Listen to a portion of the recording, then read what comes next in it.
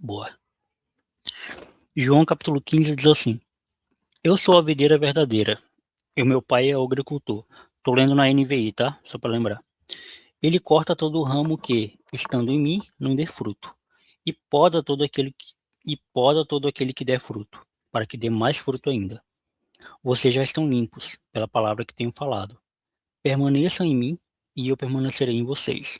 Como um ramo não pode dar fruto por si mesmo se não permanecer na videira, assim vocês também não podem dar fruto se não permanecerem em mim. Eu sou a videira, e vocês, os ramos. Se alguém permanecer em mim e eu permanecer nele, esse dará muito fruto, pois sem mim vocês não podem fazer nada. Uma pausa. Esse texto me lembra muito o que Paulo fala em Corinto, né? Eu acho que é Corinto que ele fala que sobre ele e Apolo, né? Que eu plantei, Apolo regou, né? E que as pessoas estavam tendo distinção. Ah, eu sou de Paulo. Ah, eu sou de Apolo, né?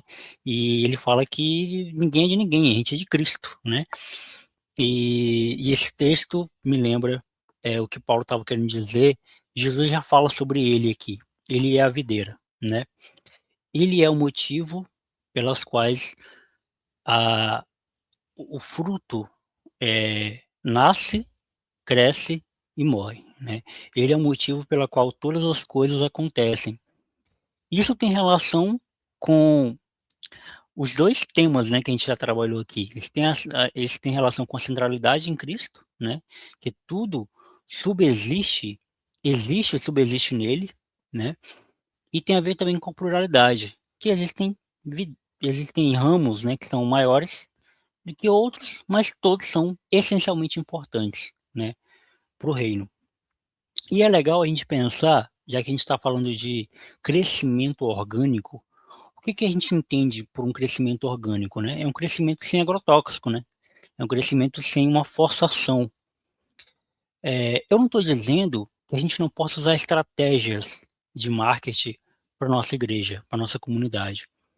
Eu não estou dizendo que a gente precisa divulgar os cultos, né? Inclusive a gente faz isso, a gente divulga os cultos, eu encho o saco dos meus amigos para participar, mando mensagem, compartilho, convido, né? Só que, no meu entendimento e no entendimento do texto bíblico, isso tem que parar por aí. A nossa ação de evangelizar tem que ser a ação essencial.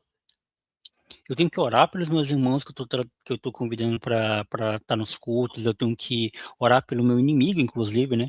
Tenho que orar pelas pessoas que me perseguem, eu tenho que orar para que Deus salve essa pessoa, né? Que eu quero trazer para perto da gente, mas eu não posso querer forçar isso, né? Querer usar um agrotóxico, né? Para esse crescimento da comunidade que eu estou criando. Teve uma vez que eu gravei um podcast com o Cristiano Machado, que ele tinha um podcast que me inspirou, né? Chamado Teologia de Boteco. Inclusive, era o nome que eu queria dar para o meu podcast, né? Mas ele já tinha criado o Teologia de Boteco. E ele nem é mais crente hoje ele é ateu, agnóstico, parece. Mas na época ele era. Ele tinha uma igreja chamada Igreja do Armazém, em Curitiba, a cidade do Henrique.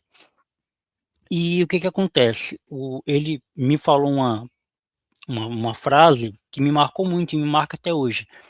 Eu não vou lembrar ipsis litteris a frase que ele falou, que ele usou, mas ele falou mais ou menos que a igreja ela foi feita para acabar, ela foi feita para ter um fim mesmo, né? E ele explicou melhor isso e tal. Eu não estou dizendo que eu concordo com essa frase é, é, totalmente, porque eu não concordo, mas eu entendo um pouco do que isso significa. É que uma igreja projetada, pensada, arquitetada, é, sei lá, né, organizada para ser uma instituição, né, um CNPJ, ela, assim como qualquer outra instituição que não dá lucro, ela vai acabar, ela vai falir, né? Ela vai virar, né, nada, né? A igreja que depende unicamente do crescimento para ela, ela vai acabar se Deus quiser que acabe, né? Se Deus quiser que não funcione mais, que não exista Então, e eu sou testemunha viva disso, né. Eu tive um ministério durante 10 anos, o Adoração Livre, né, que vocês pegaram o finalzinho, o Rafa pegou o finalzinho dele, alguns amigos pegaram o finalzinho desse projeto, que durou 10 anos e acabou. Aí virou outro projeto, né, que agora virou acabou. Durou 10 anos, durou o que tinha que durar. Por quê? Porque as pessoas foram embora. Templo, ela não é o a igreja são as pessoas. E eu imagino, aqui eu não estou pegando nada da Bíblia, tá, eu imagino que muitas igrejas na época que foi fundada, né, quando Paulo fundou as igrejas, né, em Filipos, em Tessalônica, enfim, quando ele em Corinto, muitas dessas comunidades também deixaram de existir. Seja porque as pessoas morriam na época, com o período de guerra, né, período de doenças, enfim, ou as pessoas morriam, ou porque as pessoas se distanciavam, porque as pessoas não queriam mais estar juntas, enjoavam, ou porque, sei lá, aconteciam N coisas. Então, o fundamento principal disso, nós entendermos por que nós estamos aqui, né. Eu falei um pouco disso na semana passada, né, semana retrasada, né. Por que nós estamos aqui?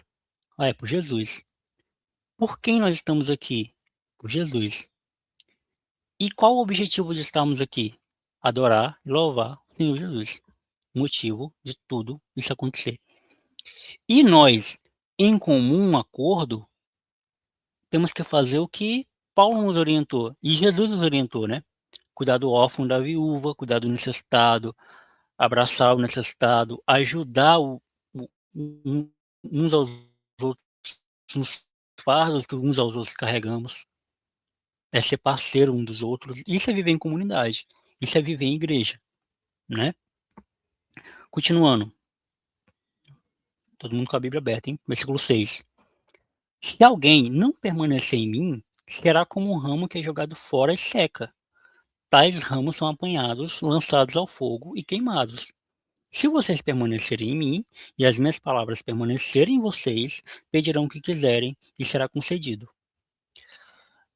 Não interpretar esses 2 versículos como você não pode sair da sua igreja. Eu já vi muitos pastores interpretando esses versículos dessa forma. "Ó, se você sair da presença de Deus, você vai para o inferno." Depende do que você entende como presença de Deus. Se você acha que presença de Deus é estar num templo com aquela galera, aí sim.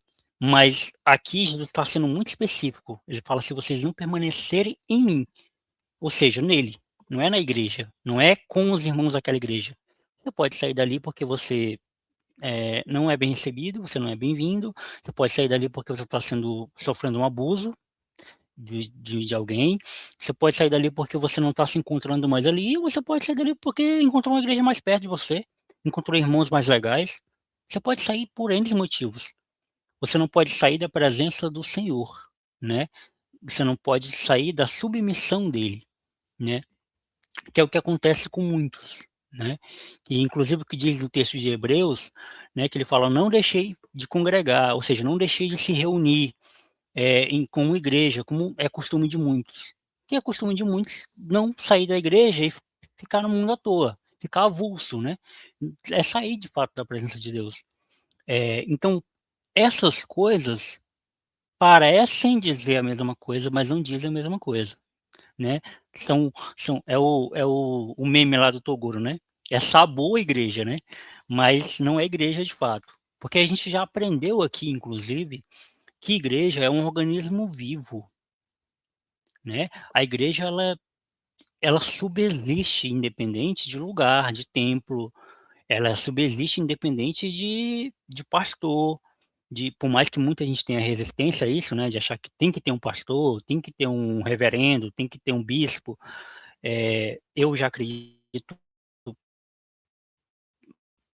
penso diferente, acredito que precisam de pessoas com dons para as áreas, então precisa de pessoas que cantem, uma pessoa que pregue, e tudo isso a gente tem aqui, graças a Deus. Continuando, versículo 8: "O meu Pai é glorificado", ou quase que não sai. "O meu Pai é glorificado pelo fato de vocês darem muito fruto, e assim serão meus discípulos. Como o Pai me amou, assim eu os amei. Permaneçam no meu amor." Jesus está explicando como é que o crescimento de uma igreja acontece. Ele está explicando que não precisa de uma estratégia de marketing. Ele está explicando que não precisa fazer devocional diário com essas pessoas, discipulado one on one, né? O discipulado daquele tipo que você tem que confessar tudo para a pessoa. É um confessionário, na verdade, né? Você confessa tudo da sua vida para o seu discipulador. Você não precisa dessas coisas.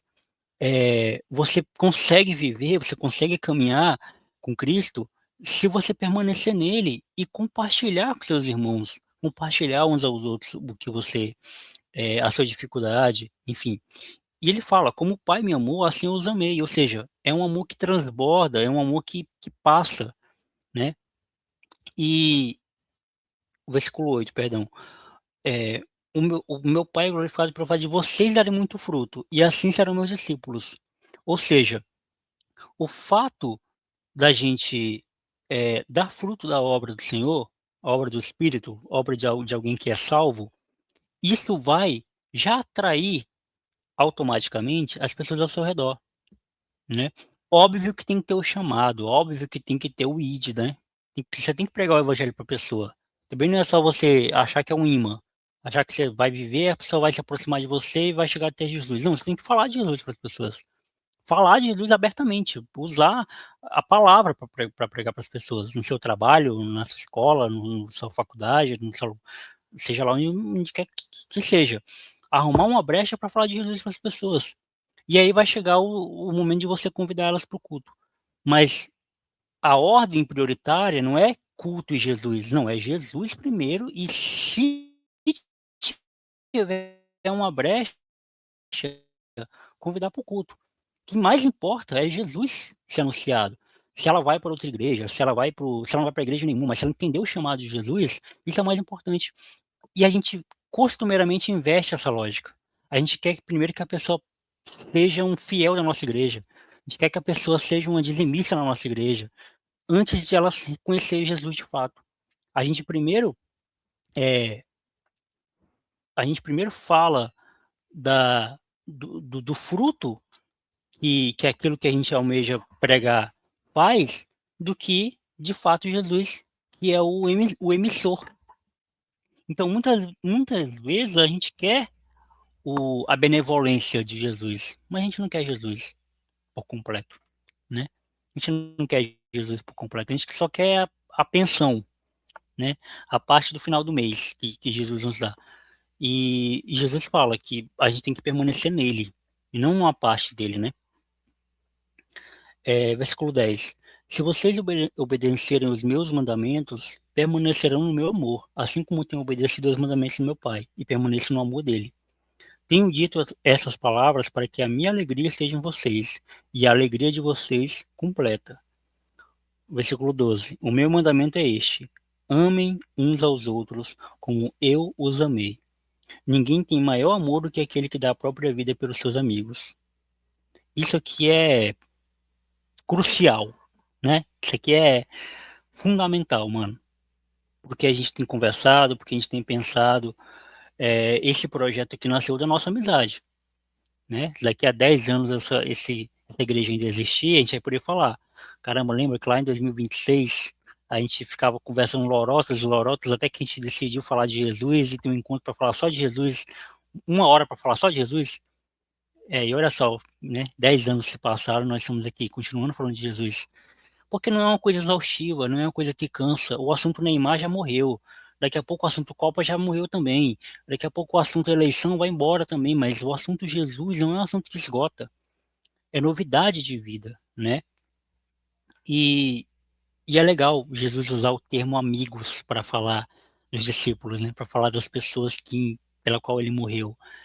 Porque o texto bíblico fala, né, que pode uma mãe abandonar seu filho, né? Pode um pai abandonar seu filho. Mas o amigo não abandona o seu amigo, né? Ama todo o tempo o teu amigo, que na angústia, né, na dificuldade, nasce um irmão, nasce alguém que morreria por você. E a Bíblia é cheia desses exemplos de pessoas, de amigos, né, que se amaram intensamente e foram fiéis uns aos outros. Versículo 14. Vocês são meus amigos se fizerem o que eu ordeno. 15. Já não os chamo servos, porque o servo não sabe o que faz o Senhor. Em vez disso, eu os tenho chamado amigos, porque tudo que eu ouvi do meu Pai tornei conhecido a vocês. Vocês não me escolheram, mas eu os escolhi e designei para que vocês não me escolheram, calvinista, né, Jesus? Mas eu os escolhi e designei para que não vão e deem fruto, um fruto que permaneça, a fim de que o Pai dê a vocês o que pedirem em meu nome. Este é o meu mandamento a vocês: amem uns aos outros. É legal que Jesus fala sobre essa relação de ser servo e da amizade, né? E é o que a gente mais quer, né? O que a gente mais quer é ter servo, é hierarquizar as coisas, né? Ter um líder, ter os liderados, ter um pastor e ter as ovelhas. A gente sempre tem esse costume, né, de colocar, de verticalizar as coisas. E aqui na nossa comunidade a gente pensa diferente, né? A gente gosta de horizontalizar as coisas, né? Todo mundo no mesmo nível, todo mundo falando a mesma língua, todo mundo podendo brincar com todo mundo sendo da zoeira com todo mundo, sem ter esse negócio de não vou brincar assim porque o Jonathan é o pastor. E pastor tem que respeitar. Não, você tem que respeitar todo mundo, meu amigo. Independente de ser pastor, independente de ser. Não precisa ser uma pessoa específica, porque ele tem um cargo específico. E ele fala isso. Jesus fala isso no versículo 15, que eu não chamo mais vocês como servos, eu chamo de amigos, porque o servo não sabe o que o Senhor faz. O Senhor guarda para ele seus segredos, né? Mas eu chamo vocês de amigos, porque amigo tem intimidade, amigo conta segredo, amigo revela as coisas. E eu vos revelei o que Deus me entregou. Não escondi nada, não deixei nada no estoque. Entreguei tudo para vocês. E é o que a gente tem que fazer. A gente tem que entregar tudo de nós, tudo que há em nós, para os nossos amigos. Não adianta a gente pensar que é bondade para nós e inferno para os outros. Ou glória para mim, inferno para os outros. Isso não é evangelho. Isso é qualquer outra coisa, mas isso não é evangelho. E o final do mandamento, né, de Jesus, que ele reforça, né, os mandamentos, o primeiro e o segundo mandamento.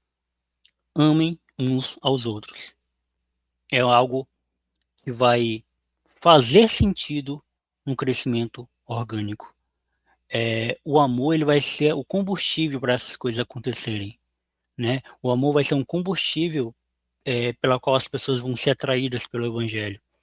O evangelho tem que ser pregado, isso é fato. A gente tem que anunciar Cristo para as pessoas.